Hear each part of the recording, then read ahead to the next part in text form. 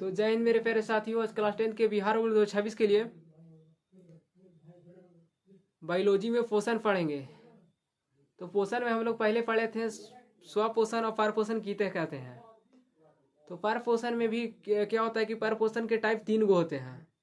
तो हम लोग पहले कहते हैं स्वपोषण किसे कहते हैं, पहले ये समझ लेते हैं, क्योंकि हम लोग पहले पढ़े थे तो हो सकता है भूल गए होंगे।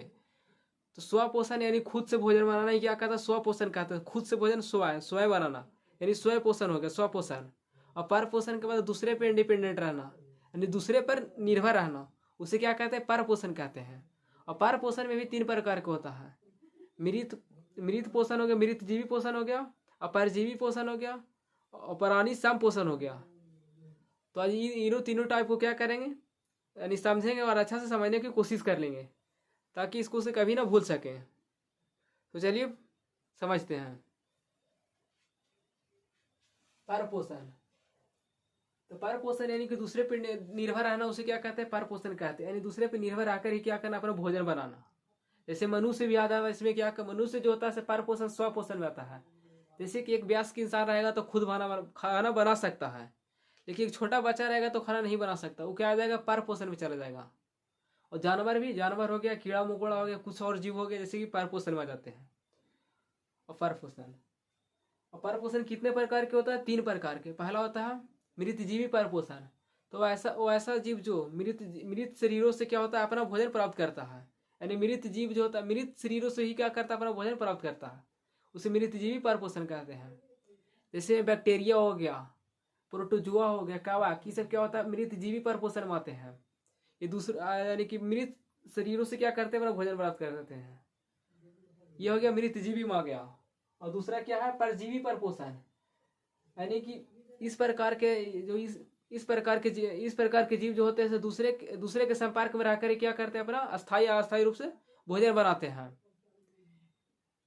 यानी कि अस्थायी रूप से रहते हैं लेकिन भोजन बना लेते हैं दूसरे के संपर्क में रहकर। तो जैसे में कि क्या होता है, जैसे में समझिए, यानी कि किस चीज का लार होता है।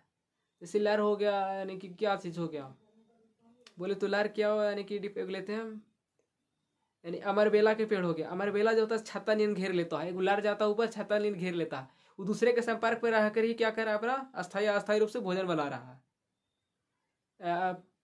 एक गोल कृमि आ गया, फीटा कृमि आ गया, ये सब एक लार की तरह दूसरे पे यानी कि निर्भर रहते हैं और अपना भोजन बना लेते हैं। और तीसरा क्या है, और तीसरा में प्राणी संपोषण। इस प्रकार के इस पोषण में जीव अपना भोजन ठोस या तरल के रूप में जंतुओं के भोजन ग्रहण करने की विधि द्वारा करते हैं। यानी जंतु किस तरह से ग्रहण भोजन करते हैं, उसी तरह से क्या करते हैं, ठोस या तरल के रूप में भोजन अपना ग्रहण करते हैं समप्राणी पोषण में। तो इसमें क्या किया जाएगा, तो मनुष्य भी आ जाता है, क्योंकि ठोस या तरल के रूप में जंतुओं के द्वारा भोजन ग्रहण करते हैं।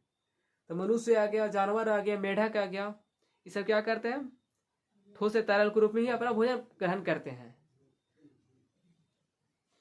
ये हो गया क्या, परपोषण के तीनों डिफाइन हो गया, यानी तीनों टाइप हो गया, यानी मृतजीवी, परजीवी और प्राणी संपोषण। तो आप लोग इसको एक बार अच्छा से देख लीजिएगा ताकि आप भूल सकें। जय हिंद, जय भारत।